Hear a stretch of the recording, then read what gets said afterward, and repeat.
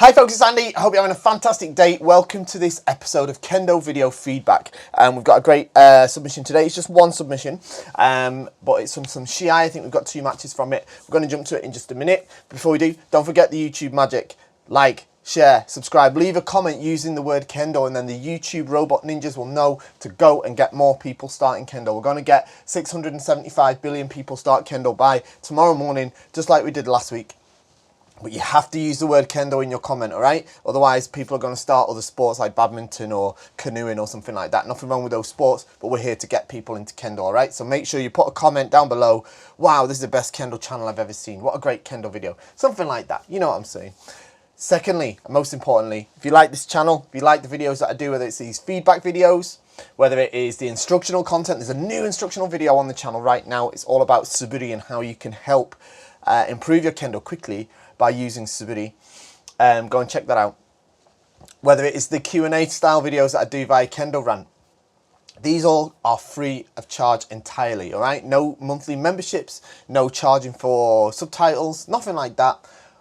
The only way to support it, and here's the real win-win, is by shopping at KendoStar.com. And KendoStar.com is the best Kendo equipment website in the history and future of the human race, galaxy, universe, multiverse, everything.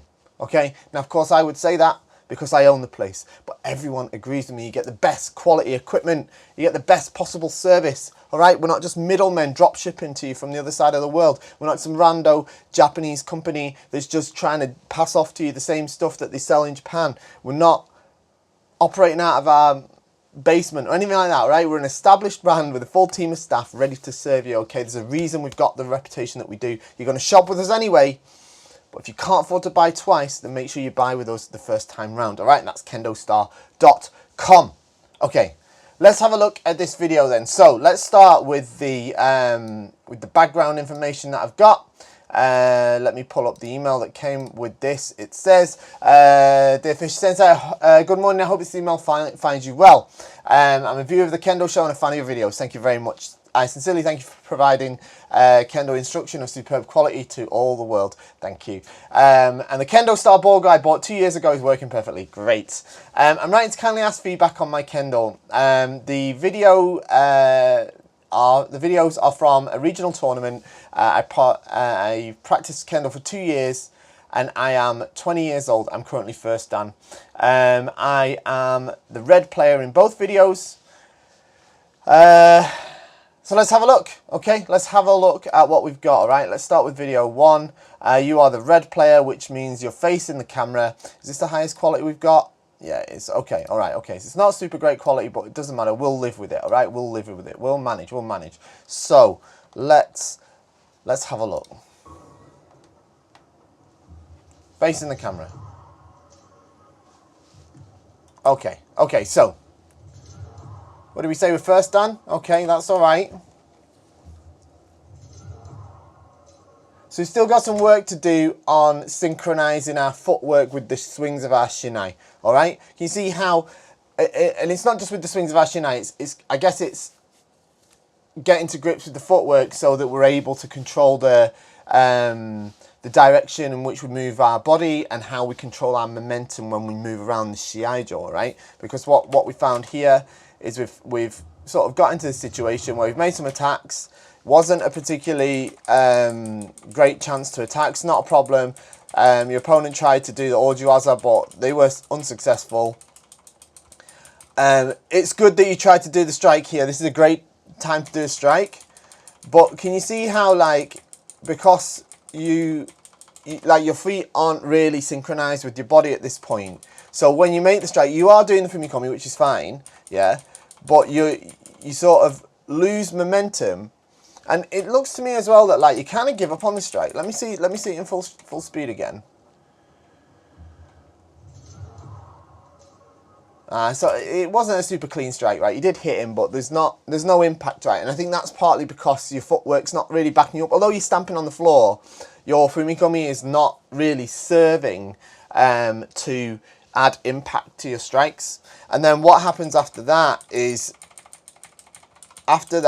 they come after you, try to do the Degote, which is fantastic, by the way. This is a fantastic opportunity, and the timing for the strike, all right, and the ability to make consecutive strikes. Hit, hit, hit. This is very, very important, all right? So I want you to keep the theme of that in mind, but what we need to do is sharpen it all up by improving the quality of your footwork, because can you see that when you come for this degote, your feet are not in a position at all for you to be able to make the strike. And this is a fantastic chance for Nippon, fantastic chance, but you were sort of technically unable to make it, all right? Okay, so that's the first thing, all right? There's no quick fix, it's just practicing basics, and especially Ashitabaki. Kamae is good.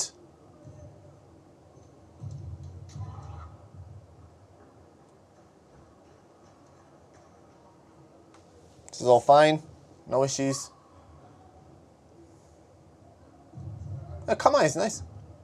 You want to be careful of this, though. This sort of situation, right? Is like, okay, what's the plan here? Kind of everything goes out of the window because something unexpected happens, and this again comes down to your footwork, all right? So you end up in this sort of position here. A higher level player is going to be able to hit you in this position because they've got the space to do it, and you're not in a position to respond. So when you want to defend like this, if you need to defend, you want to use it. Comes back to Ashitabaki. It comes back to your footwork. I mean, Kendo is so sort of fundamentally centered around footwork, much more than can ever be emphasized. But in this case, yes, block with the shinai, yes, move your head out the way so you don't get hit, but most importantly, step forward at the same time so that you aren't able to receive the strike. Okay, you could step backwards as well, but that gives them the chance to follow up on you, and in certain situations that might be the better option. But in this one, if you just come forward as you blocked, they're not going to be able to get you, all right? Rather than you staying planted.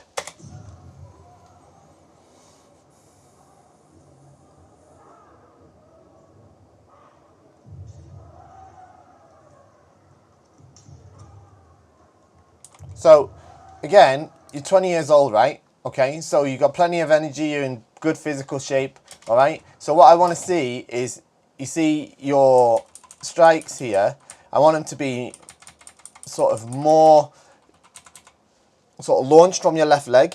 I want your footwork to be faster. And you see how there's a momentum in your hips here. When you launch the strike, you drop down, and then you jump up.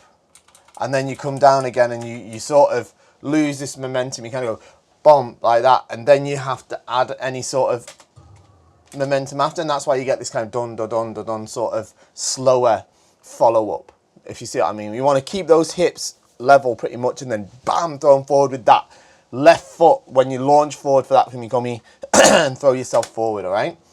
You have much better momentum after hitting. Okay, I think this is the third Super Zeriai in a row now that I've seen you come to and separate from without attempting any hikiwaza. So you need to also practice more hikiwaza, and you need to use your hikiwaza. That's what it's there for, all right? Hikiwaza is still valid, and it's still definitely something that you should be looking to use to score points with.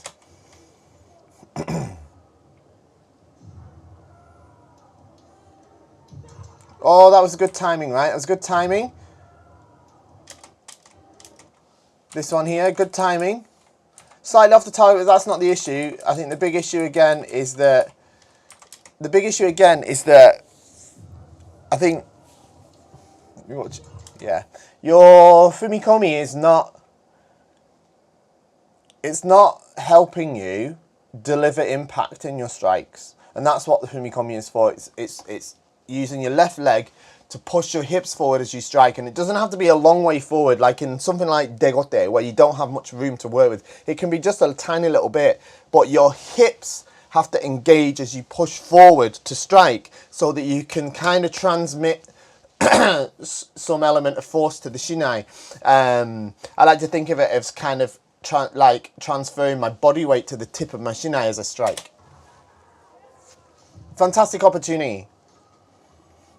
We're just lacking that impact.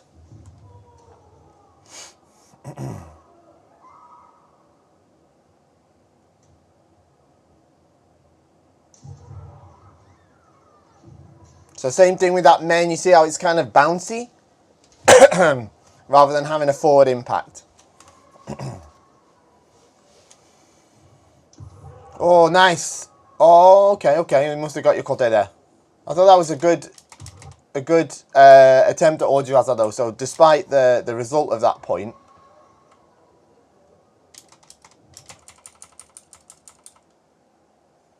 Okay, so that's a kote point. But yeah, and your main strike doesn't hit either. Okay, so fair enough. There's no you know, there's no real issue with the point that's going on there. But I think it's very good that you're able to react and respond to the movement of your opponent as well. So that was good. That was good.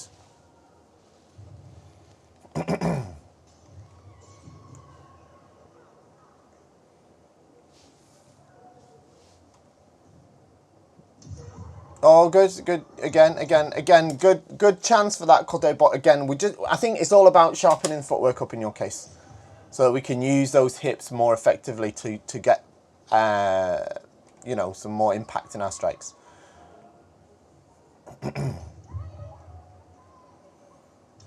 Okay, good. We got Hikiwaza. Good. You want to be careful here. You're right by the edge of the Shiai, Joe.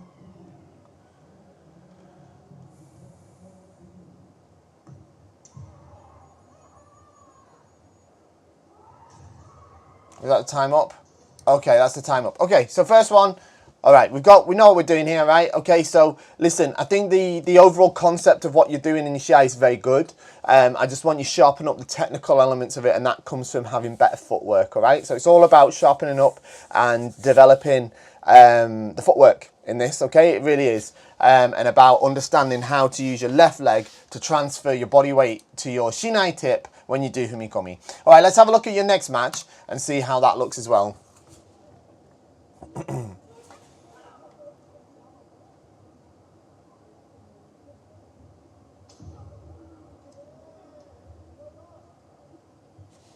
Try not to get sort of caught up in this. You see how you come to this sort of close point here and you're all tense. So you can't find yourself back to Tsubazeriai, all right? Once you're at this point, the first thing you have to do is return to a position that you can make a strike from, which is not where you're at right now, all right? Feet are totally flat on the floor. Shinai's all hooked up. You're all tense in your arms like this. So if you want to strike now, you aren't going to be able to. Once you get close in, get yourself into a position so you can make your next strike.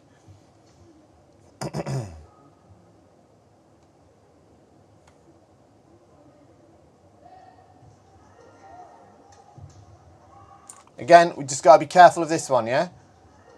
I like how you sort of did that semi there, but then nothing came of it, which is fine, doesn't necessarily have to. But then when they came after you sort of had this sort of situation again.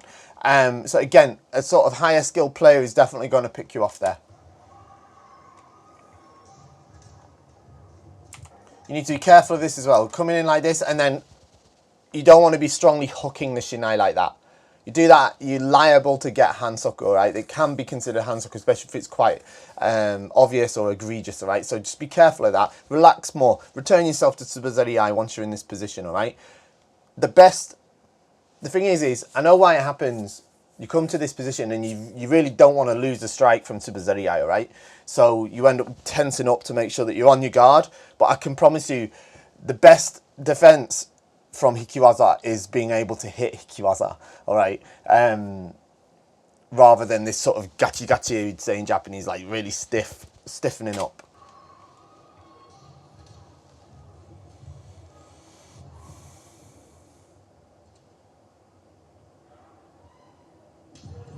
Oh, good opportunity there. Good opportunity for that man.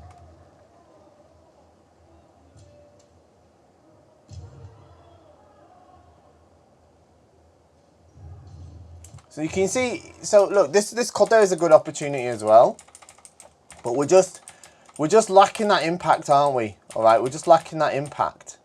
Yeah. So it is. You can see that as you come forward like this, you see at the point of impact, your hips, right, and lower body are kind of sticking out this way. It's like kind of a C shape. Yeah, so that's why you can't develop, sort of, not develop, you can't transmit your body weight to the tip of the shinai, all right? And then what happens is you get in here, and then you go all stiff again, and there's this sort of stiff sort of pushiness here into the Shiai. And can you see how as well? This is the last thing you want, right? Is your hands right next to your body like this. No chance of you've got no chance to hit any waza here. None whatsoever. You can't do it. All right. So you need to keep some space between your arms and your body, just like you do in your Shodan. All right. It's very, very, very, very important.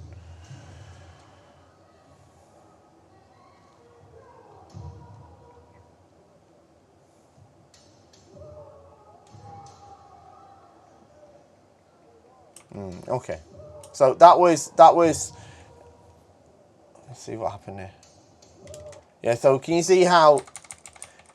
I think you were hoping it was going to come from men. I think you want to try and do Shiai men, and then he comes at your kote first, which kind of throws you. And then because you're sort of on the back foot, which I mentioned about before, right? You started on this sort of backwards defense. This is what it puts you at risk of, is this kind of follow-up strike. So I'm saying you want to move in when you want to defend, not backwards. Now I realise, I think you were trying to set up this Ojuwaza, but because your sort of momentum was still backwards, you weren't able to sort of catch the timing. I think if you're going to do Shiai men as well, actually the momentum of my intention is still forwards. So this way. Then comes pam pam this way. All right. Even if I move back at the point of hitting, I tend not to. It's not my style of doing it, but you can do. But you don't want to move back the whole time. And there are ways you can do that, but this isn't it. Okay, so what I'm saying is if you withdraw like this in your defense, this is how you're going to lose points. Okay? What's this about? Are we just confused over there? Okay.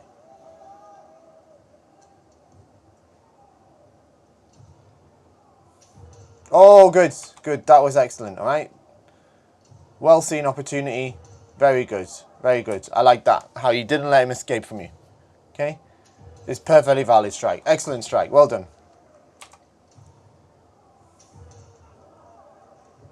Let's put a little bit more effort into Zanshin though. Zanshin's not celebrating or asserting your dominance or something like that, all right? Zanshin is a correct and respectful state of awareness, all right? So, man, this way, you can, man, this way is fine, and then, pam, come at it. And then finish, all right? Rather than, man, and then turn around and sort of, you know, it looks a little bit celebratory. Is that the word? It looks like you're celebrating, all right? It doesn't look great, all right? I know lots of people do it, and lots of people in Japan do it as well, all right? But it's unpopular. I'm telling you now, it's unpopular, especially with the seniors, all right? This sort of thing. It looks better. It looks better to do it properly and nicely and respectfully. Bam, man. I get it, when your blood's up and you're in the moment. I can't say I'm completely innocent. I'm guilty of having done this too, so that's what I'm saying. Well done, though, bringing that point back. So can you see here how you're trying to make counterattacks, but your footwork is completely disjointed from your upper body? All right, so we really need to get that sorted so that in this moment you can make a series of counterattacks if you want to or need to, without sort of them getting disjointed, without them just, you know, not aiding you.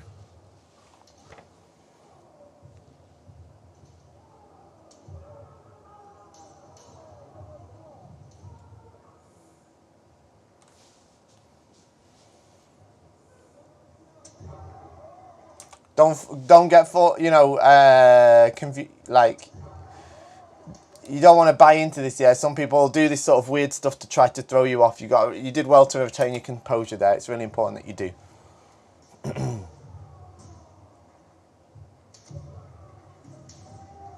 So again, can you see how when you're wanting to make follow-up strikes, you're really struggling because your footwork is just not backing your kendo up.